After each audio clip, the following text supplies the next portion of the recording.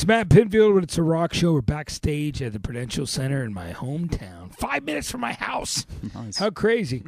And I'm hanging out with Dominic from Muse. Dominic, so good to see you, man. Good to see you too. Always a pleasure. You know, it's funny because I did your first ever interview on K-Rock back when we were like all a little younger. Yeah. But, you know, the thing that was great was you came for RXP fans and you took the walk through the Rock and Roll Annex. And you like sat with everybody. Yeah. And you know, you guys are one of the biggest bands in the world right now. But you don't lose that soul and that context for your fans. And that's not easy when you have to travel and do what you have to do. What's the thing that keeps you in contact with your fans that you love? Because you've got that. Well, I don't know, but you've got to appreciate your fans, obviously, you know, and we always have done. I think it's probably just, you know, over the years, you know, the gigs have got bigger and bigger and bigger for us. So, I mean, every time we've gone back to Newtown and we've played to more people, we just like appreciate it so much. So, you know, you've got to appreciate the support from your fans. And I suppose it's been over the course of around 10 years that the fan base is growing. So we just, you know, they're all, in my opinion, just really cool, smart, wicked people. So really, I'm like happy to hang with them. It's amazing. It's funny. People look back. I was telling Jonah Hill how Matt's dad was in the Tornadoes, and people don't realize that was the first band had a #1 record in America before the Beatles. Does Matt ever sit and talk to you about his dad? And Dad come on the road and give Matt a lot of support and love? Yeah, well, he has. You know, we've talked about it in the past, but his dad hangs out quite a lot these days. Yeah, he was around. He was around just recently in.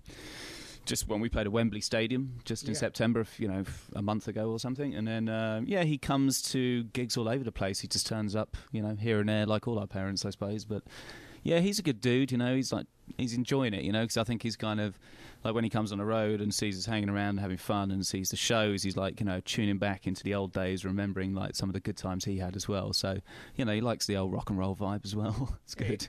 I bet he does. You know, it's funny. Me and Brad and Leslie, the hosts of my show, like our whole family, we love Ned's Atomic Dustbin. And, you know, the thing is, that's your first show. Tell me about finding English rock and roll and loving Ned's when you were a kid. Well, yeah, we were, I guess when we were like 11 and 12, you know, when you're kind of in like the first year of school. I don't know whether that's like year 7 here or what it is. I don't know. It's like when you're like 11 or 12, whatever. Yeah, 6 and 7. Yeah, so you're like, you know, you start kind of just getting into different kinds of music, I suppose. And I was listening to a lot of hip-hop before then, like NWA and De La Soul and stuff like that, you know, like 3 Feet High and Rising, that album. Greatest. Yeah, brilliant. And then we just started getting into a bit of rock and roll. I know there was like some band at school that was a couple of years older than us, and they had a band, and I think they were playing a few Ned's cover songs. And I guess, you know, I think we saw like a bunch of girls like thinking they fancied that band, so we were like, hey, let's get in a band, let's start a band just try and get some girls. So we were, you know, I guess, you know, a few people were passing tapes around, and we started listening to a lot of English indie stuff. It's probably some of the first rock and roll music that I really, you know, kind of got into and cared about. I mean, I always remember like loving like the Police and, you know, Queen and Led Zeppelin and stuff when I was really young, but I was a bit too young to like really like do research and get into it and buy the T-shirt, I suppose. But Ned's was one of those bands you were like, man, this is a shit. Yeah, we thought it was cool, and you know, it was very kind of English indie stuff. Like it was actually my first gig. I went to see him in '91 at the Exeter University, the Great Hall, which is about 2,000 people or something like that. And it's funny, I was there in '89 when they were opening for Eat and Wonder Stuff, right? And Tom York was in the audience. Yeah, because he used to go to university there in Exeter. Yeah, and he came up to me and said, "You're American. You like this band?" I mean, that's cool, history, man. Right? Yeah. But they were a great band. Them, right? Yeah, they were a great band, and then we, I guess when we first started our band, we used to do cover songs of their songs as well. Which songs did you do by Ned's when you were in Muse? We did Grace L. Green, that you just, and we did, what else did Happy we do? or? I think we definitely did Kill Your Television. Yeah. We tried Happy, but we really felt like you needed 2 bass players to do it, and we only ever had one. You know, because we tried it with, you know, it's got that high chord melody thing, like the main lick, basically. Double bass. Yeah, so, Yeah, that was kind of weird, but it's funny because you asked Morgan, who's in the Census Things, who was in the Census Things, but he's now our keyboard player for our band. Yeah, and he knows the stuff. He's in the Morgan's Ned's. he's the Census Things were a great band, and we really loved them. They were all like really great musicians, and Morgan's a really amazing bass player and very influential to Chris, our guy. But Morgan's opinion, he always used to take the piss out of Ned's for having two bass players. Because he's like, what do you need two bass players for? It's a joke, you know. It's like people for the Allman Brothers. You need two drummers, really? Yeah, right. Yeah, exactly. So tell me, like, Dominic, it's America's finally caught up with you, and I know, like, it's funny. I talked to Kings of Leon, they're friends. I know you guys, like, the rest of the world catches up. It's almost like the Police, Blondie back in the day in the New Wave day, and it's like America could be the last place that understands. But you guys have become one of the biggest bands. You were already one of the biggest bands in the world, and now, you know, whether it's Twilight or your records, the rest of the world has figured it out. How do you guys look at that now as musicians?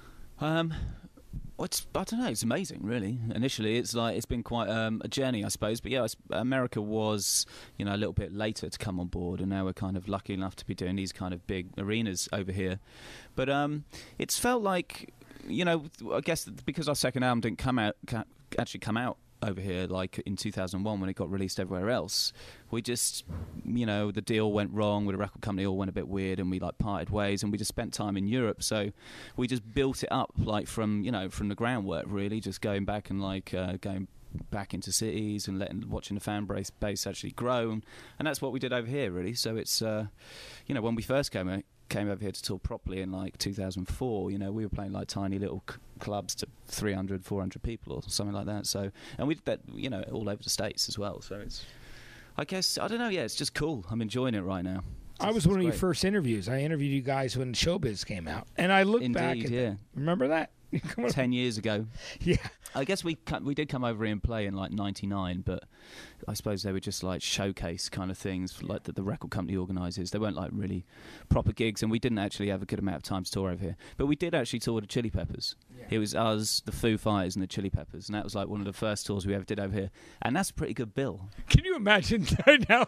You guys could sell out not stadiums but states. Exactly. Yeah. You could like you know, right? That bill was ahead of its time, because it's rare that you get a 3-band bill and all 3 bands go on to be able to like sell out stadium gigs to 70,000 people in their own right. You know, so it's pretty amazing. Yeah. Let's talk about the fact that when you guys had done the second album, I heard these rumors that we're not naming names, but a guy said, I don't hear a yellow on this record. He wanted to hear, like, he thought he goes, can you write Yellow by Coldplay? And you guys were like, we're called Muse. We have our own band. We don't need, you know, were you guys dumbfounded by a record company executive who didn't get that you guys were a great band?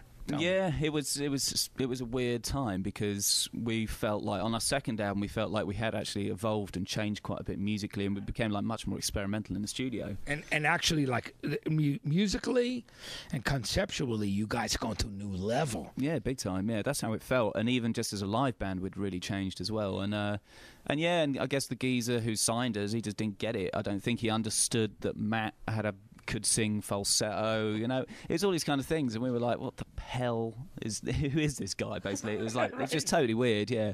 But, you know, at the time, it was like, you know, we were really gutted, you know, and we actually tried to re-record Plug-in Baby a couple of times just to see whether this guy would like it. And, you know, and we were never happy doing that kind of thing. It's like one of the only times we've actually done something that the record company's told us to do, you know, because, you know, when we record an album, no one comes in until it's mixed, and then once it's finished, we'll go, here you go, like, deal with it, you know. And that's the way we've always worked. So, you know, we tried to, you know, we made an effort to try and like please them in some ways, but then we're just like, fuck it, let's just go home and you know, go and tour around France for a while. You know? Yeah, and that douchebag didn't release a record, and then everybody I know was bidding on the third album.